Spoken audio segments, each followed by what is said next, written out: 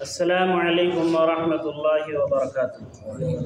الحمدللہ رب العالمین والصلاة والسلام علی رسول الکریم وبعد۔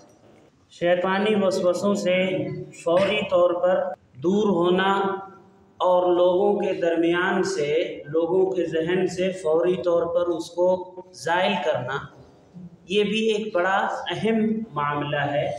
اس بارے میں شیطانی ہتھ کنڈوں سے، شیطانی چالوں سے بچنے کے لیے یہ ایک بڑا اہم معاملہ ہے کہ جب بھی آپ کو یہ محسوس ہو کہ فلاں شخص یا فلاں طرح کے لوگ میرے بارے میں، میرے فلاں کام کی وجہ سے ایسی بدگمانیوں میں پڑ سکتے ہیں، تو آپ کو چاہیے کہ فوری طور پر اس کو ازالہ کریں، فوراً اپنی صفائی دے دیں اور انہیں بتلا دیں کہ میرا یہ کام جس کے بارے میں آپ لوگ ایسا سوچ رہے ہیں، ایسی بات نہیں ہے۔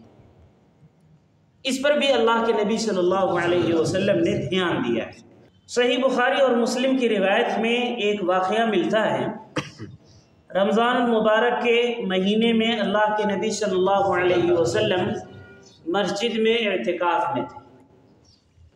اس اعتکاف کے دوران ازواج مطہرات میں سے صفیہ رضی اللہ عنہا آپ سے ملنے کے لیے مسجد میں آئی۔ کچھ دیر بیٹھ کر وہاں بات چیت کیا اور اس کے بعد واپس گھر جب جانے لگی تب اللہ کے نبی صلی اللہ علیہ وسلم ان کے ساتھ ساتھ مسجد کے باہر گھر تک انہیں چھوڑنے کے لیے نکلے۔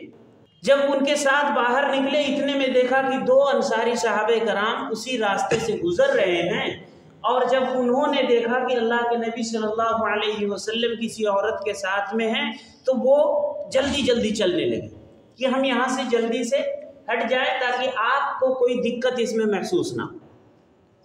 اللہ کے نبی صلی اللہ علیہ وسلم نے اس وقت ان دونوں صحابہ کرام کو بلایا۔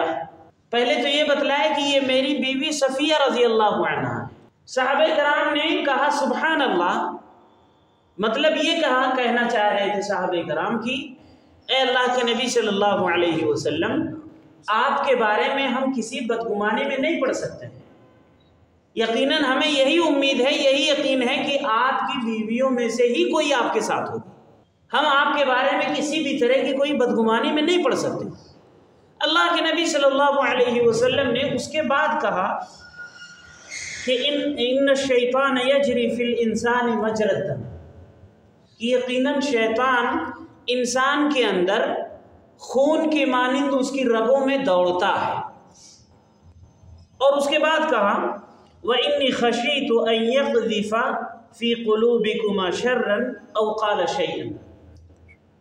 آپ نے کہا کہ مجھے اس بات کا خدشہ ہوا کہ کہیں ایسا نہ ہو شیطان تمہارے اندر دلوں میں میرے بارے میں کوئی بات ڈال دے، اس لیے میں تمہیں یہ بتلا دیا کہ یہ میری بیوی صفیہ رضی اللہ عنہ۔ اللہ کے نبی صلی اللہ علیہ وسلم نے اپنی تعریف کرنا آپ کو مقصد نہیں تھا۔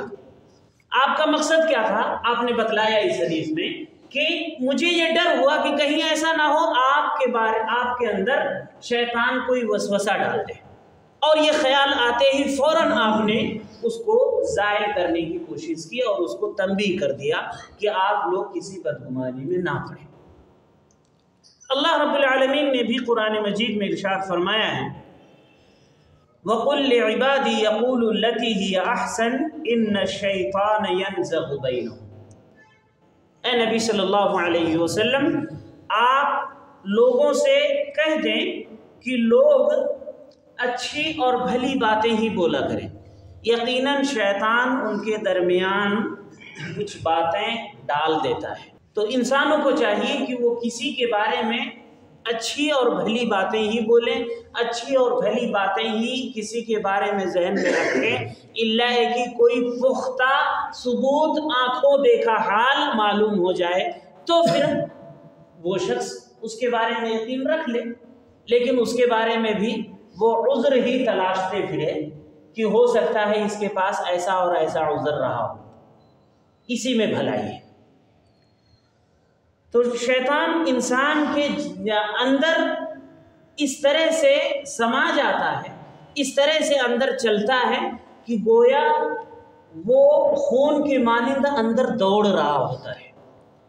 اللہ کے نبی صلی اللہ علیہ وسلم نے یہی تعلیم دیا کہ فوری طور پر اس کو ازالہ کیا جائے جو لوگوں کے درمیان شکوک اور شبہات پیدا ہو رہے ہیں۔ انسان کو اس پر خاموش نہیں رہنا چاہیے کہ لوگوں کو سوچنے دیجئے کیا سوچ رہے ہیں۔ اللہ رب العالمین ہم سبھی کو اچھائیوں اور بھلائیوں کی توفیق دے، شیطان کے چالوں سے، اس کے ہتھ کنڈوں سے ہماری حفاظت فرمائے۔ آمین۔ السلام علیکم۔